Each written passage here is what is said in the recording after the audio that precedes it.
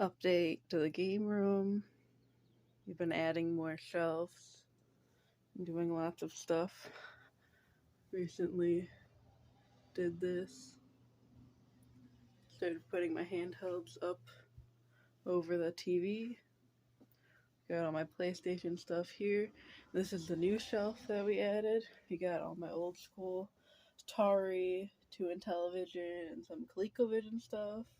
Some random plug-and plays. Got my Napoleon Dynamite.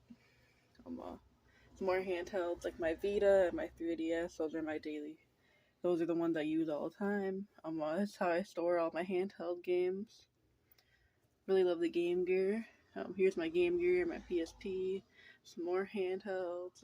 We got TV Robo, my DS games, and 3DS games.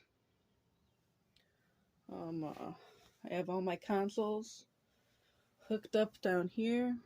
They're all hooked up with, the wires look horrible, I know, I'm trying to fix that, but they're all hooked up with switch boxes. The older ones obviously go to this TV, and all the HD or component ones go to my bigger TV.